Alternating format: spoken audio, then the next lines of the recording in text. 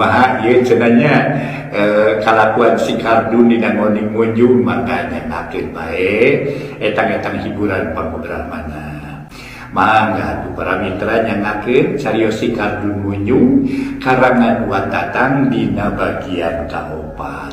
Wilujeng ngadangukeun. Mang Jaya sapara kanca bade neraskeun hanca dongeng nu katunda cariyos nyambung judulna si Kardun. Ieu dongeng para wargi karangan Watatang ayeuna teh nincak bagian kaopat. Si Kardun harita mungkir bari kerung. Ningali kayan si Kardun mungkir bari kerung atuh bah direja bapana nyarita deui. Heueuh ari lahaloho mah henteu. Ngan aduh hareupan jeung Masito. Dikira ku dewek teu kadeuleu kitu.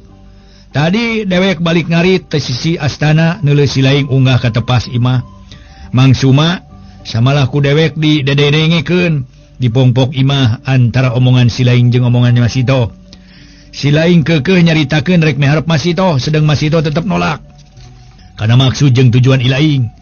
Beh dituna si laing ditampik sapajodogan ku awewe. Heuh ku Masito anakna Mang Suma. Nah si laing teh teu ngarasa era kitu. Teu boga rasa ngeunah sia ditolak atau ditampik ku awewe. Teu boga rasa pisan sia mah. Ku itu deui lamun awewe ditampik ku lalaki kumaha rasana. Cing kudu mikir atuh sia teh Kardun. Ulah bodoh teh bodoh ka totoloyo. Bodoh beakeun ku sorangan. Acawa ke kasarna macana teu boga uteuk tai ka hulu-hulu. Lamun dewek ditampi ku awewe kawasna harita ge, dewek ngusap birit bari init. Moal direret deui ku sabelah mata, samalah geus teu hayang padele beungeut dewek mah. Tapi keur ilaing masigana jauh kana boga rasa kitu. Ye Kardun, naon sababna naon alesanana anakna Mang Suma nolak kan harapan si laing? Rupa-rupa sababna teh deuleu. Rupa-rupa nu dipake dasar nolakna. Na teu suka, teu bogoh, tur teu cop kana lalemutan, rek dipiharep ku lalaki, dumeh goreng sopak, dumeh kalakuanna teu ecereug, dumeh buraong, dumeh angkuh. Nah nolak teh dumeh lalakina teu boga gawe. Ampura euy. Dewek kurang sehat itu ye. Ai si laing mah ganggu wae ka dewek teu. Ye, Kardun. Ceuk dewek oge. Naha nolak awewe teh dumeh turunan jelema eueuh kaboga. Beh dituna lalakina jelema anu memararat ku hartabana atawa kolotna pidunya jeung lian di eta. Tapi sakitu ge keur dewek lain nya kompet daunkeun euy. Lain ngahurun suluhkeun awewe kitu carana. Nya kitu keneh pihak lalaki. Ieu mah di antarana sok aya anu kitu. Dasarna awewe nolak kana harapan lalaki.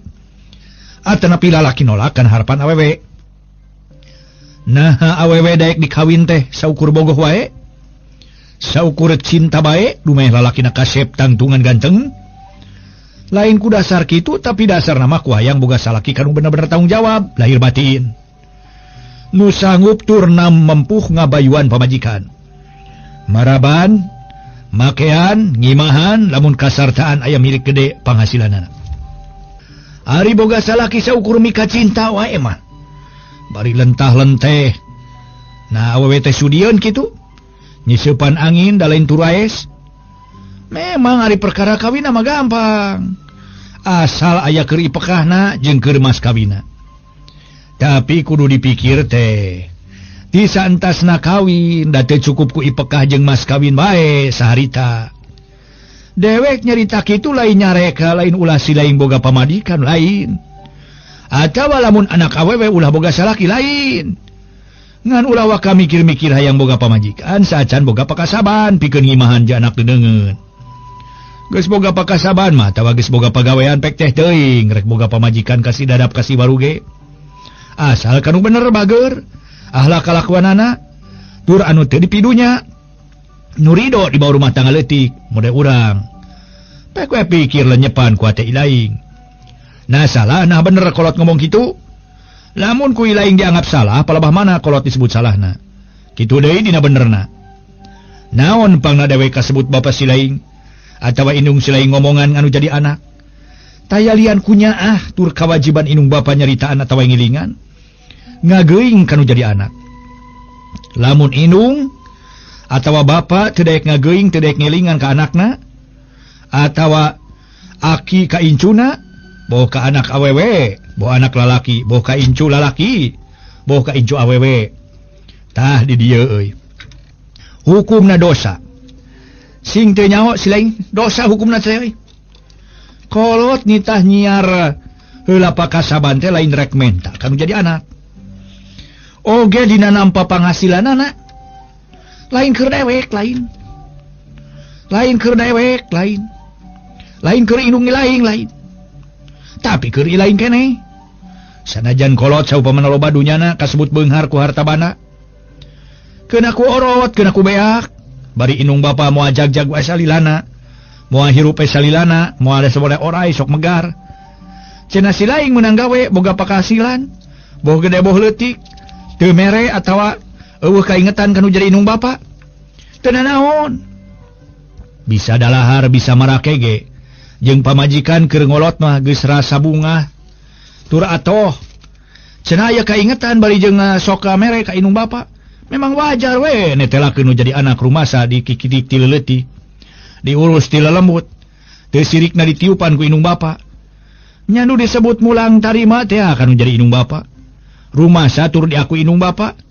Tah ai bapa teh indung jeung bapa teh pangeran lahir nu wajib dipunjung dipuja kudu jadi anak. Nu wajib diturut kudu jadi anak.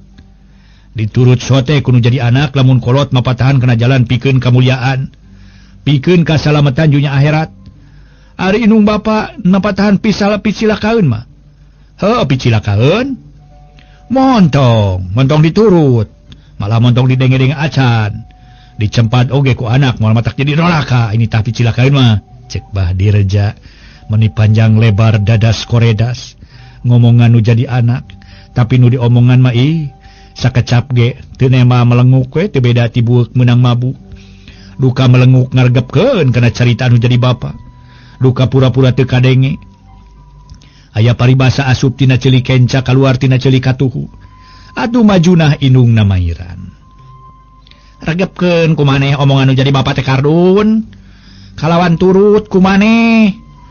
Ulah didenge ku ceuli kenca dikaluarkeun ceuli katuhu. Didenge ku ceuli katuhu dikaluarkeun tina ceuli kenca. Kolot ngomongan kitu teh ieu lain geuleuh, lain ngewa tapi nyaah kanu jadi anak. Jeung sawajibna indung bapa ngelingan kanu jadi anak. Sang kanu jadi anak bener bager, cager pipikiran anak itu. Cek majuna atuh bah direjapok deui. Heueuh. Jeung na deui naon perluna ilaing make tatanya atawa dudukun. Bari dewek kungsi ngadege beja ti si Arkileu yen maneh kungsi hees di astana. Bari meneko nying hareupan kuburan turku ilaing eta kuburan teh dianggap kuburan karamat atawa emah. Kalawan ilaing menta karamatna, menta barokahna, kanu di jero kubur sangkan ilaing hayang ka itu hayang kieu. Cara kalakuan kitu teh asup musyrik bising teh nyaho. Sedang ai musyrik teh dosa pangede-gedena. Pantos sorga ge nutup kanu musyrik mah. Jalma musyrik mah tempatna ge di neraka deuleu. Rek menta karamat sapaat mah. Ulah menta barokah. Ya, atau menta barokah mah lain kado jero kuburan, tapi ka indung ka bapa nu masih keneh ngajung kiring hirup keneh. Sanajan ka indung bapa ge ulah menta karamat, da menta barokahna. Menta doana sangkan meunang pagawean. Sangkan buru-buru boga jodoh, sangkan jadi jelema beunghar. Ari indung bapa geus di alam kubur mah, hese ngadoakeun ge. Tong buru ngadoakeun keur sorangan ge geus teu bisa naon-naon. Penta doa nama ka indung bapa anu masih kena jumeneng. Tah kitu. Ai indung bapa geus maot mah. Moal bisa ngadoa, menta doana abdi hayang anu moal bisa ngadoa, malah ku urang kudu didoakeun. Indung bapa geus di alam kubur mah didoakeun ku urang dikiriman doa, sangkan indung urang bapa urang ditarima iman Islamna. Dihampura tina dosa perdosaanana kalawan sing meunang magfirah ti Allah Subhanahu wa taala.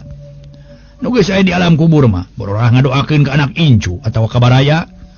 Manehna ge walhu alam keur nampa naon di alam kuburna. Ieu mah kumaha ngadonder menta-menta. Kanu geus aya di alam kubur hayang kitu teh hayang kieu teh. Hayang beunghar hayang loba harta kakayaan. Lain ku cara kitu tapi kudu daek rajin usaha. Memang sok aya boh awewe boh lalaki nu beunghar tina jalan kitu.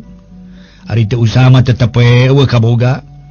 Suga nu munjung atawa nu muja menang duit sakitu 10 juta. Sakitu 100 juta. Nyurung kuy ti jero kuburan. Can ngadenge dina dongeng ge kitu mah. Ceuk Bahdi Reja. Nu kadua kalian inti sarina mamapatahan keneh kanu jadi anak. Teu karasa waktu nyarelek nyaho-nyaho geus kadenge nu azan magrib di masjid. Atuh jurut Bahdi Reja turun tuluy init ka masjid bari mawa sarung disampaikeun kana takta. Majuna sanggeus jeungeut lampu tempel tuluy ka cai abdas. Bari ti cai ngalaksanakeun salat di kamar. Ari si Kardun mah anggur kakarata ka ngalasangu jeung deungeuna dina tetenong. Geus kitu mah celebek dahar di dapur meuni babelawakan siga nu lapar pisan. Leguk nginum cai enteh belewek dahar deui para mitra. Samalah nginum deui eureuleu teu rab.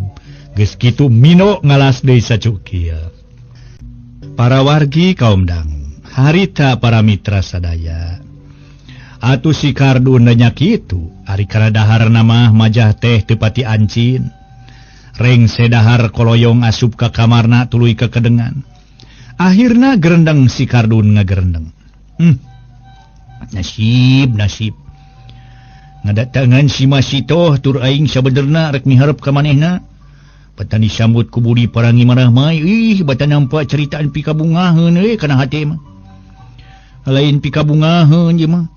Kalau pika seuleun, cuk nu jadi bapa teh mah heueuh nampik sapajodogan ka di aing. Balik ti si Masito gok tepung hareupan jeung si Momon. Meunang ngomongan kanu teu ngeunah seolah-olah ngahina ka di aing. Cul si Momon gok tepung jeung si Didin. Kitu keneh babasaan teu beda ti si Momon ngahina di aing. Jelas nama tawa harti nama. Itu ngahalangan jeung ngahalangan ulah kumawani miharep ka si Masito. Tapi ka aing rek ngadomakeun ka si Momon jeung si Didin. Itu dipangaruhan ku aing lah. Balik ku balikna deren di bapa pidato di. Panjang lebar dadas koredas. Nepi ka taingora-taingorana aing digelendeng. Pikir-pikir jadi kolot bawa indung bawa bapa. Teu ngarasakeun pisan kawas nu teu ngalaman ngora heula. Atau kawas nu teu ngalaman boga rasa silih pika cintrong. Ieu mah ngadonder ngagelendeng. Mun itu cangkeuleun bibir. Jadi kumaha pilakueun aing atunya ari geus kieu. Nya ngejat wae kitu ka kota aduh. Ari ngejat ka kota rek nuturkeun saha deui? Rek ngararep di mana deui? Da pugu di kota teh teu boga baraya. Teu boga sobat-sobat acan moal hade aing rengko hanapun sasak unaman mah. Atawa dina emper toko. Mana tiris temenan jawa ditapu ku reungit jeung ramatuk. Tapi kumaha behna we lah aing mati bata nasib aing kieu. Kajen rek ngejat ka kota lah satungtung can mangi kahirupan moal kabalik. Hayang nyawa kumaha kajen indung bapa aing di mana aing geus ngejat ka kota. Bari geus mangih kahirupan di kota nadaek mapaikeun aing kitu tur nepungan. Cenah eueuh mapaikeun, eueuh neangan keun bae. Ari geus teu nyaaheun maka aing disebut anakna. Kitu dina gerentas hate si Kardun harita. Abong kena para mitra sadaya. Harita teh teu ngarti boh kanu salah tanpa salah arti. Di omongan kudu jadi kolot bata narima, bata nurut kalah ka kitu pok-pokanana. Kalah malik salah kanu jadi inung bapa malikeun. Kolot nyaritaan kitu dianggap salah, dianggap cerewet, dianggap bawel. Bari boga itikad rek ngejat ninggalkeun inung bapa. Dan kitu sifat jalma mah para mitra. Boh anak, boh inung, bapa, nini, aki, boh adi lanceuk atawa deungeun-deungeun. Ari nu teu ngarti mah sanajan diomongan, sanajan dielingan sapeuting jeput ge tara daek narima kana nasehat atawa panggeuing. Pangrasana mah asa aing pangbenerna. Aing teu boga kasalahan. Geus ngagerentes kitu si Kardun merlek heui. Bari panon ceuleuh akhirna mah reup si Kardun sare teu disimut-simut acan. Ba'da Isa harita para mitra Bahdir jaka kara balik ti masjid. Tuluy nempo si Kardun nyampakeur ngaguhar. Kumaha atuh nasibna si Kardun? Nah, bisa kalaksanakeun boga pamajikan ka Nyi Masitoh anakna Basuma. Oge kumaha jadina antara Momon jeung Didin anu rek diadu domakeun ku si Kardun. Nah jadi patelakna kitu deui kumaha nasibna Nyi Masito kasaha boga jodona. Nah ka si Kardun, nah ka Momon, atanapi ka Didin. Tangtos bakal kauningan nasibna insan anu kasebat tadi. Para wargi di antara tilu poe mah si Kardun tara daek init-initan samalah make daek munta mantu kana pagawe anu jadi kolot. Tara daek pisan samodel poe harita ge para wargi si Kardun jeung Bahdirja harita teh para mitra. Bapana rebun-rebun keneh arinit bari geus maranggul pacul. Ai dipaksa-paksa teuing maka paksa. Si Kardun ge harita teh init bari manggul pacul mereka sawah. Manggul pacul hiji sewang. Init ka sawah atuh keur nu jadi inung bapa ngarasa kaget. Ku tara-tara tisasari si Kardun make daek macul sagala. Teu dititah teu naon neboh kudu jadi bapa atawa kudu jadi inung estu niat manehna sorangan. Nya ku dasar kitu keur inung bapana ngarasa atoh ngarasa bunga. Nu jadi anak daek barang gawe harita si Kardun dina maculna meuni segutna kareda puguh keur meujeuhna gede tanaga. Keur meujeuhna belak kesenteng buta tulang buta daging. Beda deui jeung nu jadi bapana kakara 3-4 kecruk geus eureun. Da puguh geus kurang tanaga. Ngan kumaksakeun we arek muruhkeun ka batur mah teu boga keur muruhanana. Ceung ku ayeuna mah nu buburuh macul teh sok aya nu olo-olo sajaba mahal teh daharna hayang jeung deungeunna nu ngeunah. Samodel jeung daging entengna jeung enog. Ari kitu mah kasebut dahar jeung lauk asin tara di dalahar. Tampolana kudu lenger mah sok beh dituna dina cai kotakan anu nyangkrung majar teh keun sugan baranahan. Atuh udud hayang rokok bodas dibere rokok daun kawung teh majah teh sieun kasura bibir. Para mitra anu mulia nyaritakeun perkara cenah nu buburuh macul. Tapi tukang buburuh macul ge teu kitu kabeh kasebut olo-olo. Ieu mah sok aya di antarana ku zaman ayeuna sok aya nu ngabedug macul teh atawa buburuh macul olo-olo dina barang daharna. Nincap kajang dalapan wanci haneut moyan trojol pamajikanana Bahdirja nganteuran. Ngelek boboko sangu dituruban ku daun cau jeung ditumpangan piring 2 siki jeung senokna. Rantang sasusun dieusi ku deungeun angeun. Deungeunna angeun kacang hideung jeung hideung 2 rantang. Sameledok lalabna peuteuy selong ngora jeung ngapucuk ke daun putat. Lauk asin peda meunang ngameulem dikucuran minyak keletik jeung jeruk purut. Cek caga tu para mitra boboko sangu diecageun kitu di rantang jeung teko. Dia si kuci ente gero pamajikan Bahdirja anu katelah majunah ngageroan. Abahna, adun, dalah heula. Pokna bari nyician cai ente kana bekong jeung cangkir. Eug yudun euy dahar heula euy. Keun pagaweun mah. Mun pigaweun mah kede ge urang hanca deui, temu akung sisa jam ge beres.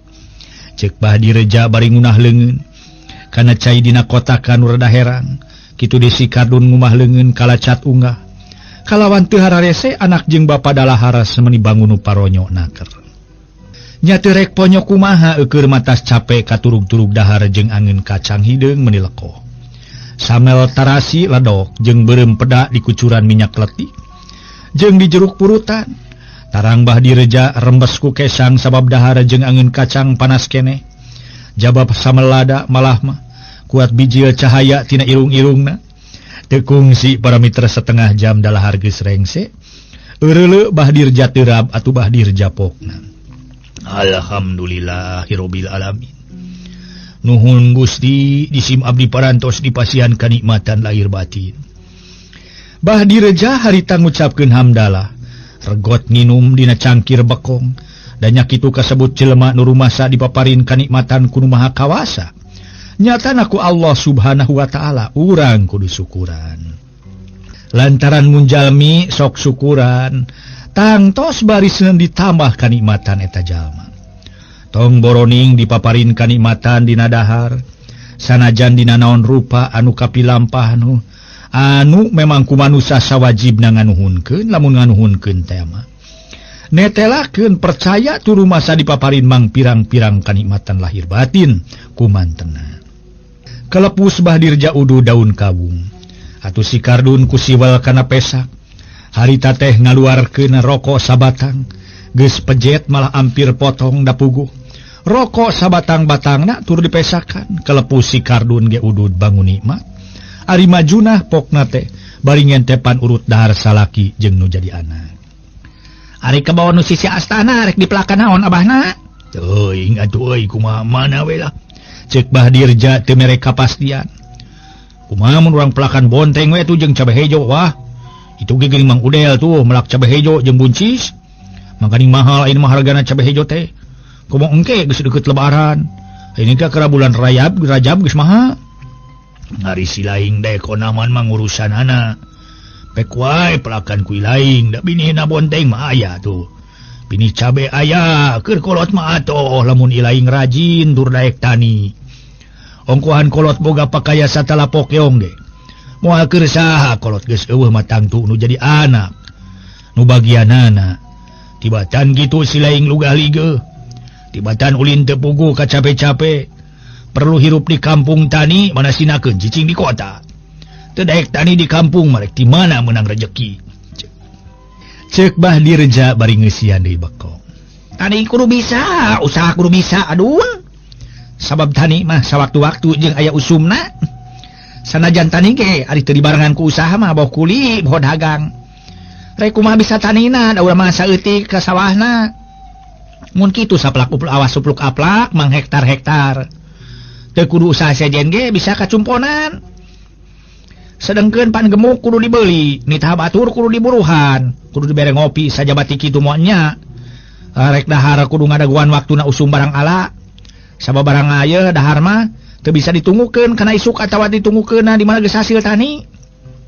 cek majuna nambahan kana carita anu jadi salaki da nya sanajan nu lega pakaianna ge ari teu boga sampingan usaha sejen mah teu dibarengan ku usaha boh kana dagang boh kana gawe nya mah adun ge cita-cita mah geus hayang boga gawe teh mah ngan kana digawe naon atuh lain kana naon getang lah kan kana kamana nyiar pagawean gitu kudu kasaha ngumahakeun sangkan aya nu ngasukeun gawe dagang da kudu make modal bari modal dagang teh moal cukup 10-20 ribu nya lamun kumaha mah tuh ku abah di modalan ngeureuyeuh we dagang lah nyaan nyiar pagawean mah hese sotena model adun sakola tahapan hanap kata mah teu boga keahlian atawa teu boga pengalaman cek Kardun nyarita narada ngalengis sanajan abah ge lain teu aya ngamodalan di mana atuh ngadatangkeun keur modal keur ilaing mogo we lamun ceuk dina boga kolot kitunya daek ngamodalan jual-jualeun kasebut ngajual barang nu berharga geus teu boga rek ngajual pakaya ti mana pikeun koreheun bari boga pakaya satala pokeong karasa ku abah sok dijualan baheula waktu keur resep main ayeuna mah eureun abah teh temal Bahdirja sarua ngageuri kumaha tuh mun adun ka kota ya bah kira-kira namun adun ka kota ka idinan bah cek si Kardun bari ngareret kanu jadi inung bapa ka kota trek naon adun majunah neuteup nyanyiar pegaweun we sugan dibarengan aya nu butuheun ku pagawe kun we masih jadi tukang rundah ge pokona mah menang rezeki ya adun ka kota teh rek kasaha nu di jugjug rek di mana pikeun ngarereb mana sinakeun boga baraya atawa dulur cicing di kota teh boga jugjugeun pikeun ngilu ngarereb da moal luas gular-goler sisi emper toko mah atawa di emper pasar mah meureun cek majuna para mitra anu mulia kumaha atuh bapana Bahdirja sabada ngadenge si Kardun rek indit ka kota bari harita teh indungna ge geus kungsi nanyakeun rek naon cenah ka kota jeung sanyana kecang adun moal hade ilaing ngarengko dina emper toko ayeuna mah wayahna we mangpaatkeun kolot boga lahan 2 tempat ku ilaing di mana aya hasilna ape ku ilaing aya kapake keur kaperluan cek Bahdirja mairan kana carita anu jadi pamajikan bari jerut turun deui kana kotakan kitu deui si Kardun tuluy turun ngahanca pagawean ari majunah balik deui bari ngais boboko jeung rantang ngan teko ditinggalkeun teh bisi nu jadi salaki jeung anak hayang nginum teu kungsi ka bedug lohor macul geus beres deui tuluy barali Tapi si Kardun nyimpang heula katampian rek bebersih. Sadatangna katampian teu buru-buru mandi, malah cinutrung hanapeun tang kalimus, tongoheun tampian sabab loba anu kacarai awewe lalaki. Sedeng tampian ngan hiji-hijina aya ge hiji deui jauh. Sajabati kitu baralikna nanyak. Atuh kapaksa ngadagoan lowongna. Arita si Kardun sajeroning keur cinutrung teh ngagerentos jeroeun dadana. Heueuh lah. Dipikir, dibulak-balik, dipapai, dirasa-rasa, dibeuweung, diutahkeun, dilenyepan ku batun. Rubah hasapiraku we diri aing saumur-umur kieu wae heueuh. Ceuk nu jadi bapa teh mah disebut si Hardolin we tukang ukur jalan. Sedeng diri aing beuki ka dieu beuki dewasa, beuki loba kahayang jeung pangaresep.